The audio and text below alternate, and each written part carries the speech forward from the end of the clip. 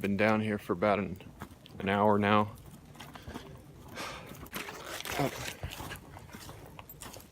First deep pool I went to, the fish weren't biting. It's pretty early in the morning and pretty cold.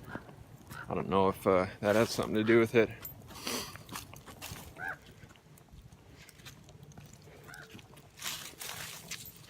So I decided to kill some time and wait for it to warm up, and went downstream further than I'd been before, just to see what else is down there. And there was another really nice pool, but once again they weren't biting. So heading back now to the first pool, and thinking by the time I get there they'll have warmed up and hopefully be biting. But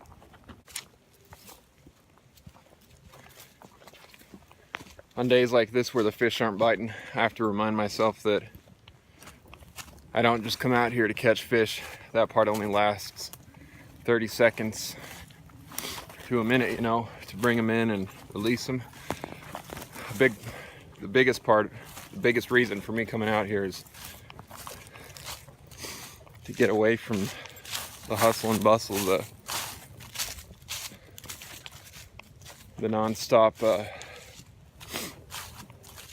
stimulus from the world we live in, the culture we live in.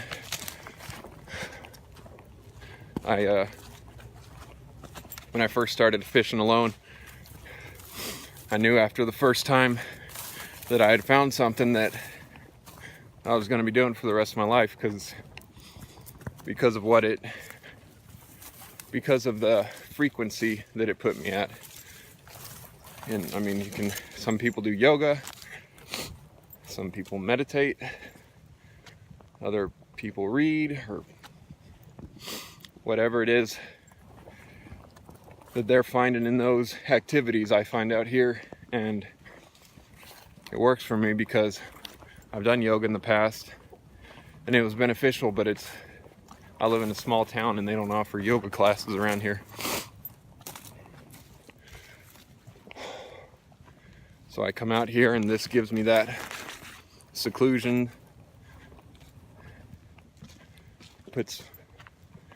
It just gets me out of the top gear that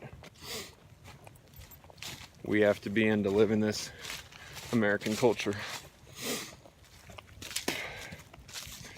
Don't get me wrong, I love fishing with other people, but I love fishing by myself just as much. It has become something that I have to do to be at my best. And I'm lucky because I got two big rivers that converge in my town. One trout, one smallmouth.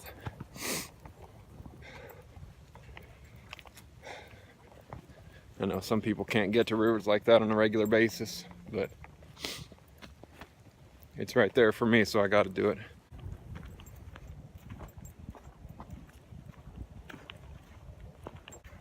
Last time I came out here, it was in the evening a couple weeks ago, and it was about every third cast they were biting. Not huge, just 12, 13-inch smallmouth, but enough of a fight to make it interesting, and enough action to where even a little kid would have been entertained.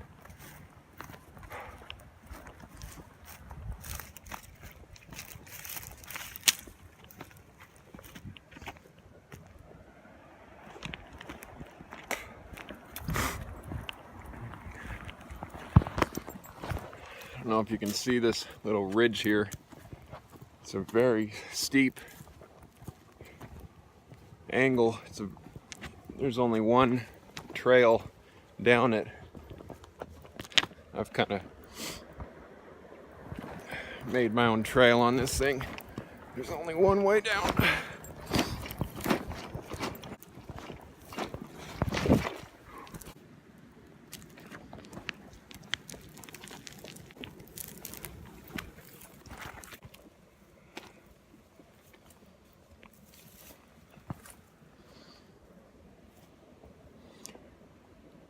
Hopefully they're biting. They warmed up. I don't know if you can see that.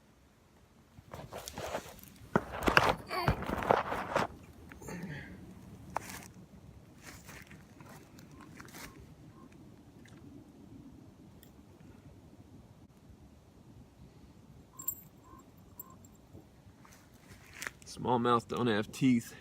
You can just grab them in the mouth like that. It won't hurt you. It's a little guy.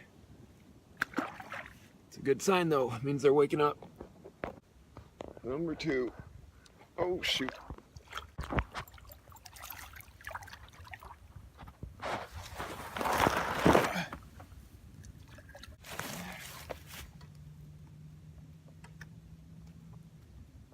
Yeah.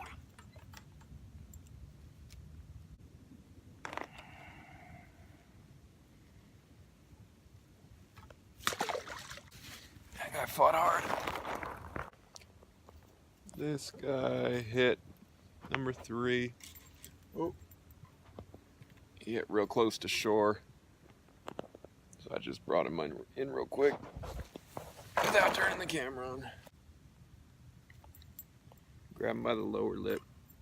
You can handle trout and smallmouth this way.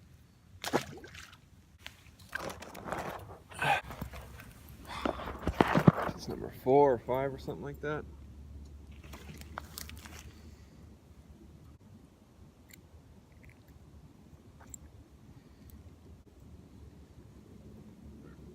That's a littler one.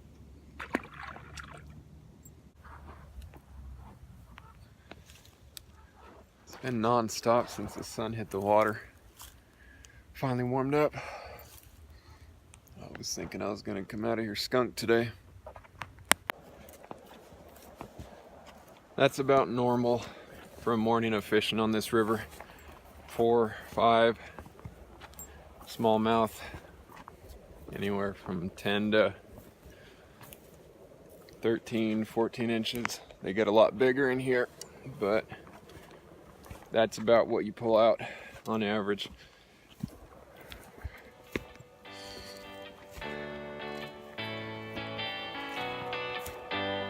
First hour had me worried. They weren't biting at all. It just came down too early. Still frost on the ground.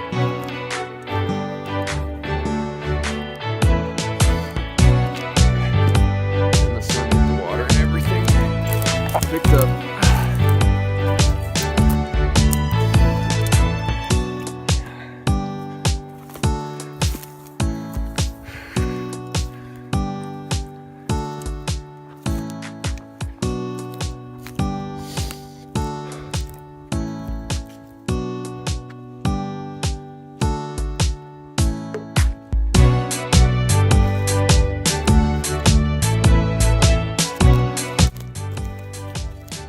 I'm surprised I don't see more people fishing ever. I never see anybody. It blows my mind. It's 20 bucks at Walmart to buy an ugly stick. It's a fishing rod that comes with a reel on it and the line's already on there for you. It's like 15 bucks, ready to go.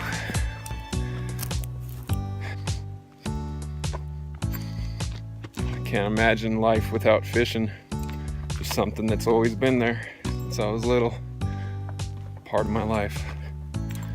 I'm thankful for it.